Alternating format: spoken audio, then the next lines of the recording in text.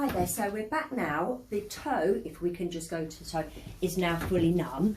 And what you want to do is just check that with an implement, which is a sharp, soft implement. And I've checked with my client around the lateral medial side of the nail. And I am reliably told you cannot feel this. Is that correct? Okay, good. So we cannot feel the sharp edge of the instrument.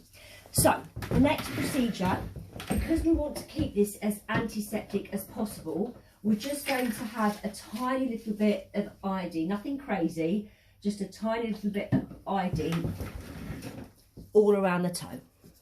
So we want to have this as clean as we possibly can. Okay, we've decided for our client today, we're just going to be doing this nail file. We're going to call this the fibula edge because it's next to the fibula bone on the outside. So it's the fibula edge of the hallux, the first nail. And because my client has actually got quite a small first toe, a hallux toe, I've decided, which is quite unusual, but I think we can get away with it, we're going to go for a medium-sized colour tourniquet. The normal one you go for a hallux nail is a large green, which is the normal. Okay, so once we've got the tourniquet on, because it's a bloodless field, you want to start to act quite quick because now we've got no blood supply to this toe. What we're going to begin with is using a Black's file, okay? So this is very common, what we use in just even ingrown toenail conservative care nail surgery. However, because my client cannot feel this, you can actually go quite deep. Can feel that there, Mandy. There's a little bit of an edge there, isn't there? Can feel that. Okay, now the next thing I'm going to be using, guys, is something which is like a very small spatula. So what we're going to do is we need to push the spatula down.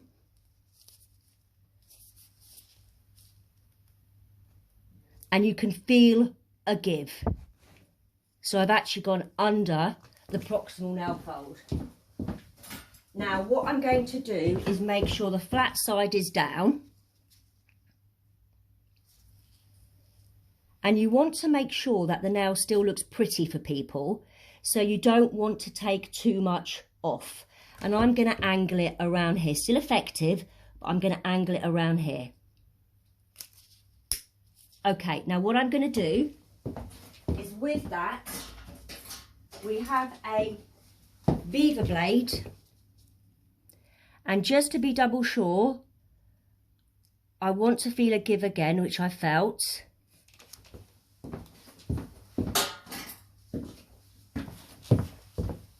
And I'm going to use some mosquito forceps, and you're just very gently gonna just go out again on that one. Just gonna come out a bit more lateral. There we go. Just sort of very gently.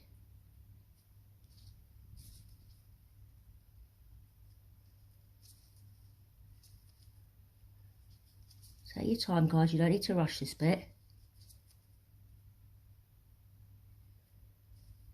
There we go. So the white feathery bit is exactly what you want to see.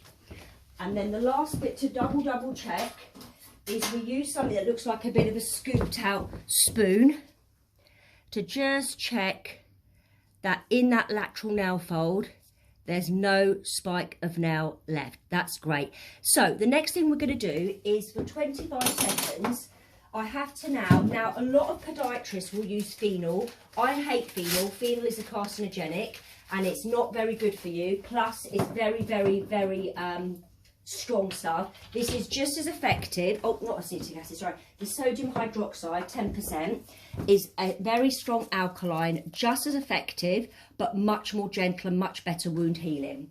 Okay, so what we're going to do, single-use cotton bud, And now I'm just going to be in that lateral nail fold.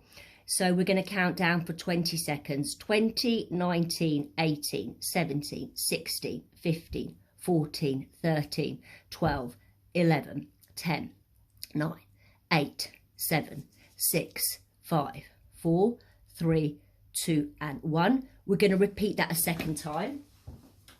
Still with the sodium hydroxide, the strong alkaline, and obviously much better for the patient and for the podiatrist. I still don't know why podiatrists love phenol. It still gets on my nerves a little bit, but I know that's going to be very politically charged when I put this video on YouTube, but there you go. Okay, so we've got about another, I would say 15, 14, 13, 12, 11, 10, 9, 8, 7, 6, 5, 4, 3, 2 and 1. And now we're going to neutralise it with your acetic acid 5%.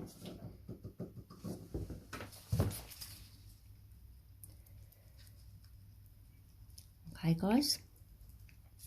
And then you want to just further, with a little bit of Irriclen saline solution, irrigate the whole region a little further.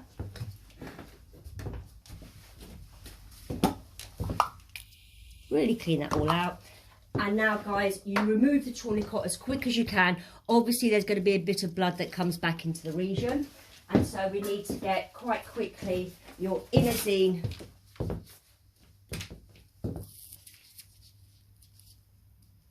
dressing. You then want your non-adherent dressing pad on top. And if anybody gets any strike through, you give them spare dressings, of course. And then we're going to stick this down with a bit of Me-Fix. And some chewy gauze to end. Once you finish this, guys, the dressing is almost irrelevant now to the surgery. Well, that's not true, but, you know, we don't mind so much because the surgery's gone well.